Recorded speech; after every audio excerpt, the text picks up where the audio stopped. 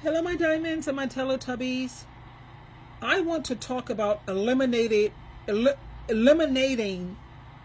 credit score barriers for housing.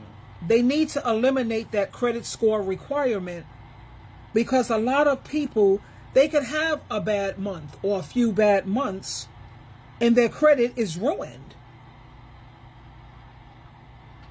You know, they need to put an end to these credit scores when it comes to housing applications. Let me share this clip with you and then let's talk about it.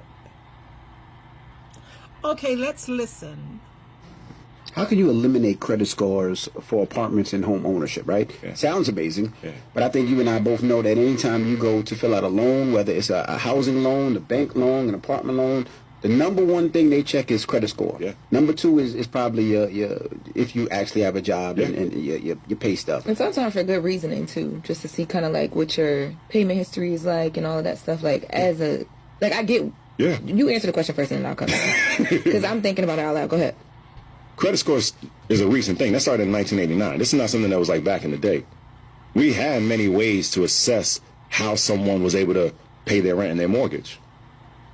The notion that a credit score, which could be impacted because you missed a phone bill, a credit card bill 20 years ago, is more important than are you paying your rent consistently. Oh, I agree with you. It doesn't make any logical sense. You could have one bad month. And then as an entrepreneur and it's a wrap. Anything, one bad month, somebody steals your ID, anything happen one bad month, and your credit's down in the drain. And I think destroyed. That's yes. And the reality is, I'm going to actually go back to one of your earlier questions. This is one of the things that Eric has done well that needs to be expanded upon. We're not assessing these credit scores on some of these HPD units right now in New York City. So it's not an argument that we can't do it. It's a choice. So to me, if we actually want to help more people have a chance, eliminate that completely across the board, and then assess, okay, how do I help you? But then the second piece is you have to do, we got to increase the income limits on these housing applications. Because what's happening right now is you either have to be really rich or poor enough to get access to a home, and then people getting boxed out. The reason why so many people are leaving the city, because housing and childcare. So to me, if there's anything that someone's trying to think through, what is the main policy I want to make happen? And credit scores when it comes to housing applications. Expand that out. You do that, which we know we can do because the city is doing it to a limited degree. Increase the income limits, do that, and then have a local median income. That out the gate changes the game. And each of those three are happening in other places. The only reason why we're not doing it right now is lack of leadership.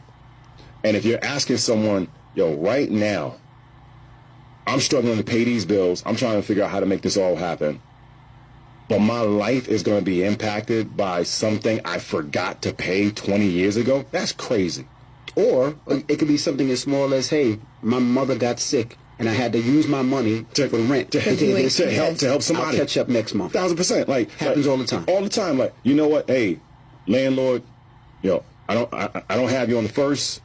I got you a little bit later because I do X, Y, and Z.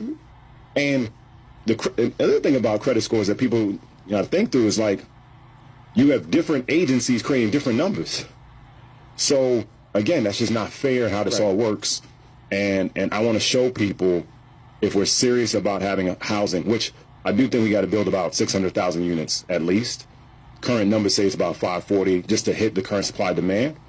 But for you to build the housing, you then got to make sure people actually could afford it when they get there. How can you eliminate credit scores for apartments and home ownership, right? Sounds amazing, but I think you and I both know that anytime you go to fill out a loan, whether it's a housing loan, a bank loan, an apartment loan, the number one thing they check is credit score.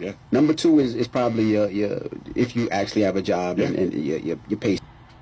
So like I said, I wanted to talk about this because it's something that's affecting millions of hardworking people all across this country. Credit scores are being used as a requirement for housing, and that's unfair. It's outdated, and it's got to change. As you heard, there are several other places where that is no longer a requirement. Now, and I understand that landlords want to get paid. I get it.